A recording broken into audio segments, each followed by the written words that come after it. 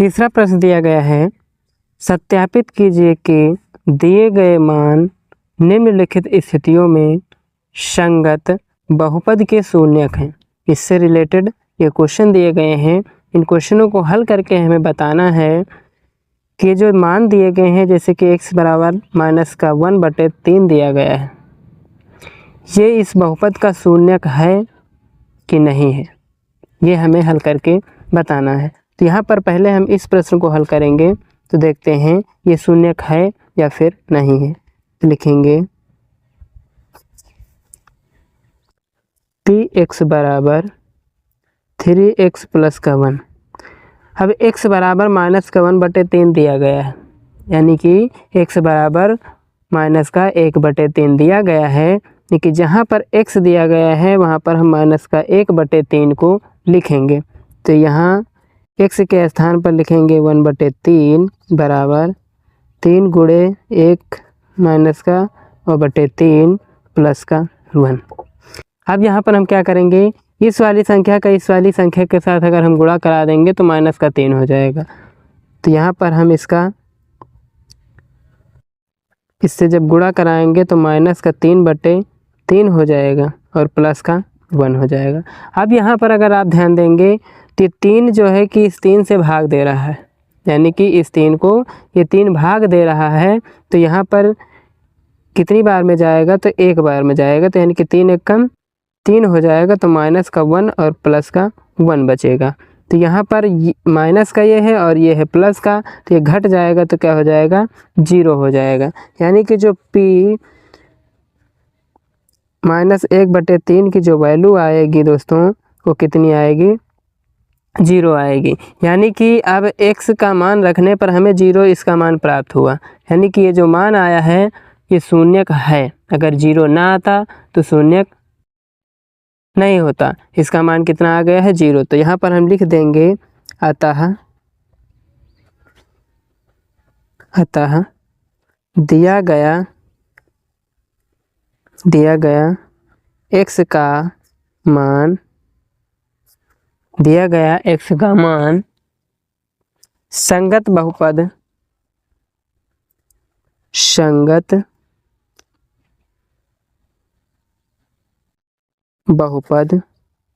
का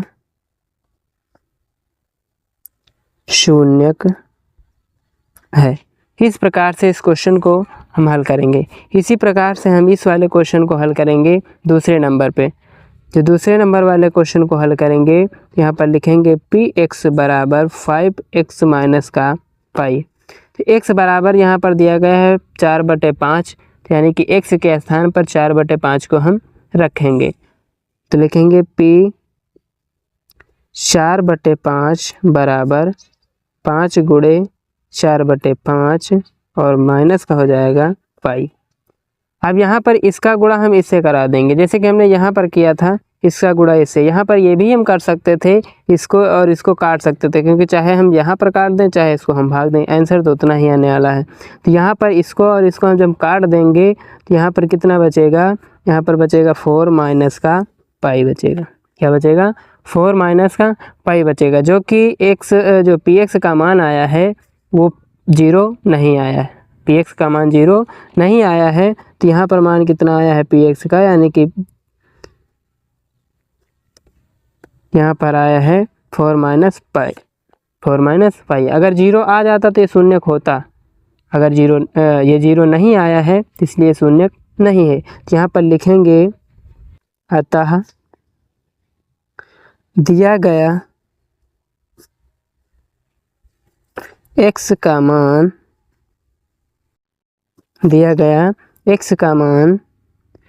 संगत बहुपद का शून्यक नहीं है। इस तरीके से हम बिल्कुल आसान तरीके से इस क्वेश्चन को भी हल कर दिया है। इसी तरीके से इस क्वेश्चन को भी हल करेंगे तो यहाँ पर दिया गया है पी एक्स बराबर एक्स स्क्वायर माइनस का 1। यहाँ पर दो वैल्यू दी गई हैं, यानी कि दो मान दिए गए हैं एक्स बराबर, पहला है 1 और दूसरा है माइनस का 1। इन दोनों पर चेक करेंगे ये बहुपद के शून्यक हैं या फिर नहीं हैं। तो यहाँ पर देखेंगे तो पहले हम चेक करेंगे एक्स बराबर 1 पर। किस पर चेक करेंगे? एक्स बराबर 1 पर चेक करेंगे। तो यहाँ पर लिखेंगे पी एक्स बराबर एक्स स्क्वायर माइनस का 1। एक्स के स्थान पर हम पहले 1 रखेंगे तो क्या हो जाएगा? 1 का स्क्वायर और माइनस का 1। जब 1 का स्क्वायर करेंगे तो 1 ही रहेगा और माइनस का 1 में से 1 घटाएंगे तो कितना बचेगा? 0। यानी कि जो P1 की वैल्यू आई है वो 0 आई है। क्या आई है? 0। यहाँ पर कितनी आई थी? यहाँ पर आई थी 4 माइनस पाई और यहाँ पर भी आई थी 0। इसलिए ये वाला जो था वो शून्यक था, लेकिन ये 0 नहीं आया है तो ये शून्यक नहीं है। और ये वाला 0 आ गया है तो ये भी शून्यक होगा। तो यहाँ पर लिख देंगे अतः दिया गया x का मान संगत बहुपद का शून्यक है।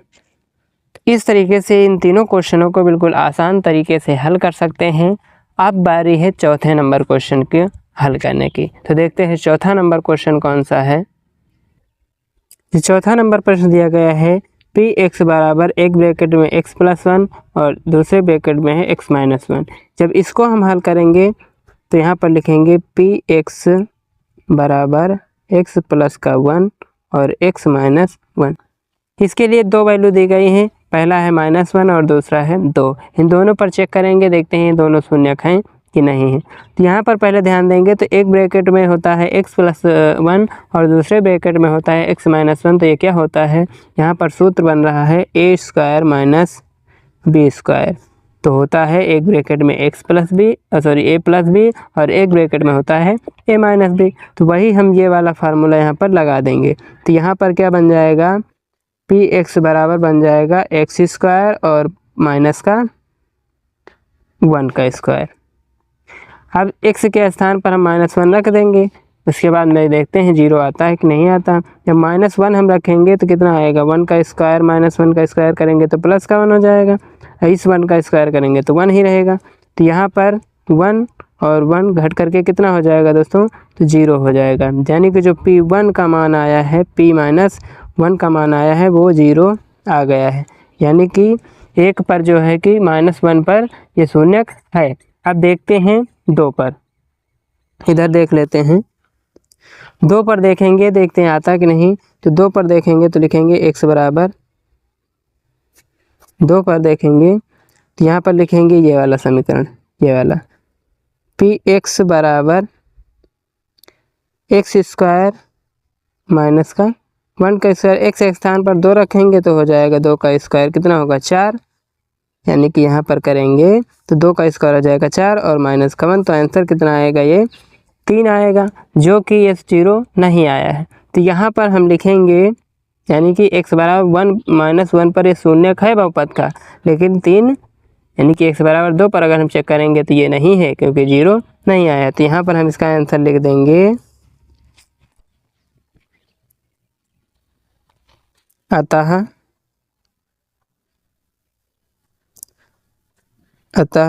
दिया गया x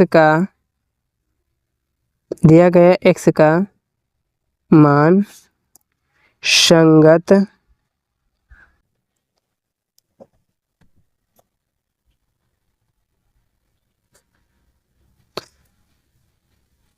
दिया गया x का मान 1 -1 लिखेंगे यहाँ पर, क्योंकि 1 पे है -1 पे है और दूसरे पे नहीं है। तो यहाँ पर लिखेंगे x का मान -1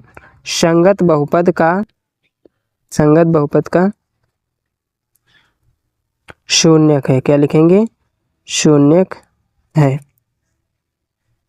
जब 2 वाले में लिखेंगे तो यहाँ पर लिख देंगे अतः दिया गया x का मान 2 माइनस प्लस का 2 है, यहाँ पर +2 लगा देंगे और संगत बहुपद का शून्य नहीं है, यहाँ पर नहीं लगा देंगे। हमारा आंसर फाइनल हो जाएगा। इस तरीके से इस क्वेश्चन को बिल्कुल आसान तरीके से हल कर सकते हैं। इस क्वेश्चन से रिलेटेड दोस्तों 8 क्वेश्चन दिए गए थे। इस क्लास में हम केवल 4 ही क्वेश्चन हल किए हैं। अगली क्लास में उन चारों क्वेश्चन को भी हल करेंगे। तो चैनल पर पहली बार आए हैं तो चैनल को ज़रूर सब्सक्राइब कर लीजिए, जिससे कि आने वाली वीडियो का नोटिफिकेशन मिल सके। फिर मिलेंगे, जल्द मिलेंगे एक नई क्लास में।